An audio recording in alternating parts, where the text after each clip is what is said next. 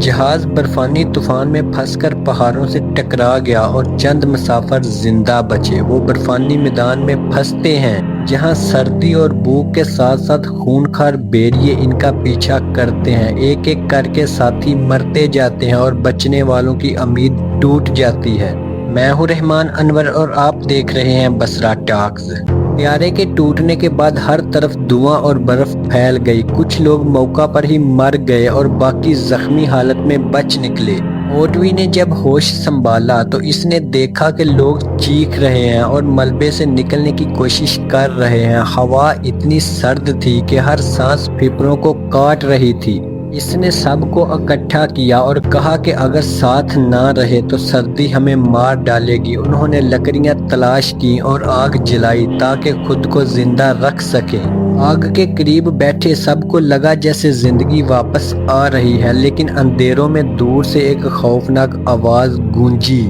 یہ آواز ہوا کی نہیں تھی بلکہ بھیڑیوں کی ہوائی تھی۔ سب نے ایک دوسرے کی طرف خوفزدہ نظروں سے دیکھا اور خاموشی چھا گئی۔ اوٹوی نے کہا یہ ان کا علاقہ ہے اور ہم ان کی زمین پر ہیں۔ رات کے سناٹے میں وہ آواز قریب تر ہوتی گئی۔ پہلی رات ہی ایک ساتھی لاپتہ ہو گیا اور صبح برف پر خون کے نشان ملے۔ لاش کہیں نہیں ملی، صرف خون اور گھسیٹنے کے نشانات تھے۔ سب سمجھ گئے کہ یہ صرف سردی کی جنگ نہیں بلکہ بھیڑیوں کی بھی ہے۔ اوٹوی نے لکڑیاں تیز کر کے نیزے بنائے اور کہا ہمیں مزاحمت کرنی ہوگی۔ دوسری رات بھیڑیوں نے حصار توڑنے کی کوشش کی۔ اندھیرے میں ان کی آنکھیں چمک رہی تھیں اور سب کے دل دہل گئے۔ ایک ساتھی نے بہادری دکھائی لیکن بھیڑیا اس پر جھپٹ پڑا۔ کچھ لمحے چیخنے کے بعد خاموشی پھیل گئی۔ اب سب کو یقین ہو گیا کہ یہ آسانی سے زندہ نہیں بچیں گے۔ صبح ہونے پر انہوں نے لاش تلاش کی لیکن صرف خون کے دھبے باقی تھے۔ کھانے پینے کا سامان بھی کم ہو رہا تھا، بسکٹ اور چند بوتلیں رہ گئیں۔ اوٹوی نے کہا ہمیں چلنا ہوگا ورنہ موت یقینی ہے۔ وہ سب جنگل کے اندر کی طرف نکل پڑے۔ برف میں چلنا جان لیوا تھا۔ ہر قدم زمین میں دس رہا تھا اور سانس آگ کی طرح جل رہا تھا۔ راستے میں ایک ساتھی برف کے نیچے بہتے پانی میں گر گیا۔ انہوں نے اسے بچانے کی کوشش کی لیکن برفانی پانی نے اس کا سانس روک دیا۔ سب کے چہروں پر مایوسی بھر گئی اور ڈر مزید گہرا ہو گیا۔ اوٹوی نے کہا رکنا موت ہے، آگے بڑھنا ہی امید ہے۔ وہ سب لرزتے قدموں کے ساتھ آگے بڑھتے گئے۔ راستے میں ایک اور ساتھی برفانی تودے کے نیچے دب گیا۔ اس کی چیخیں گونجتی رہیں لیکن وہ نہیں بچ سکا۔ اب گروپ مزید کم ہو گیا اور سب کی آنکھوں میں ڈر تھا۔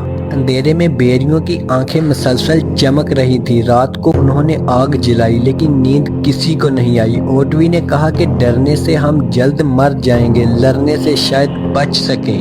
اگلے دن ایک بھیڑیا سامنے آیا اور حملہ کر دیا۔ اوٹوی نے نیزے سے لڑائی کی اور آخر کار اسے مار ڈالا۔ سب نے لمحے بھر کے لیے سکون لیا لیکن اوٹوی نے کہا یہ جیت نہیں، یہ بدلے کا آغاز ہے، کیونکہ بھیڑیے اپنے جھنڈ کا بدلہ ضرور لیتے ہیں۔ رات کو مزید حملہ ہوا اور دو ساتھی مارے گئے۔ ان کی چیخیں جنگل میں گونجتی رہیں اور سب کی ہمت ٹوٹ گئی۔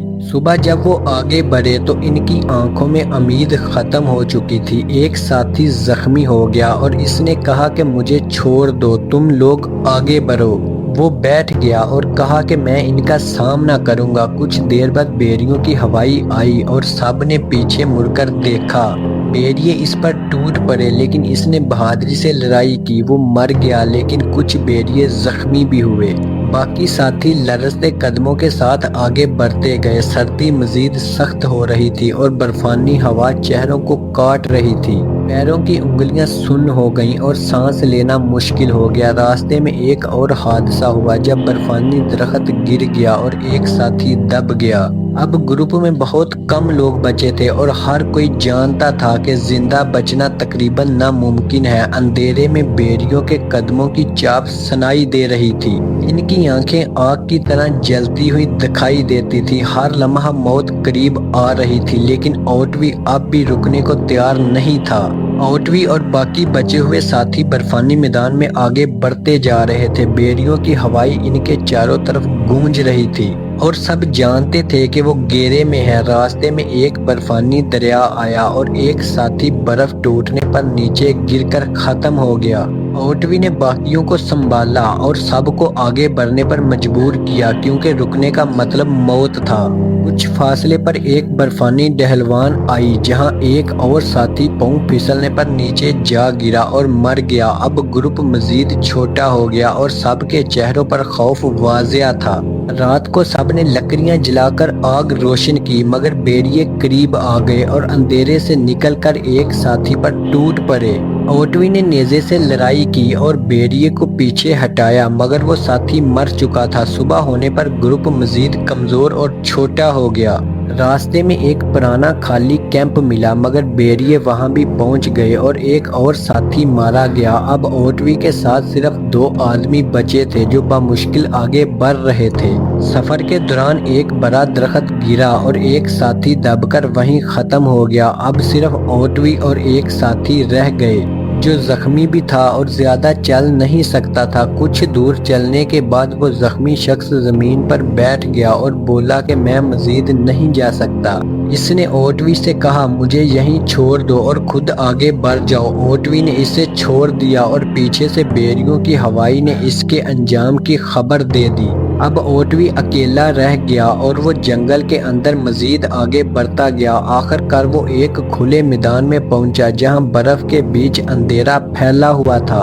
وہاں ایک بڑی ہوائیں گونجی جو باقی سب آوازوں سے الگ اور زیادہ طاقتور تھی۔ اندھیرے میں ایک اور کالا اور خوفناک بھیڑیا نکلا جو جھنڈ کا لیڈر تھا اور دوسرے سب بھیڑیے اس کے پیچھے کھڑے تھے۔ اوٹوی نے اپنی جیب سے بوتل نکالی اور اسے توڑ کر اس کے شیشے کے ٹکڑے اپنے ہاتھوں پر باندھ لیے۔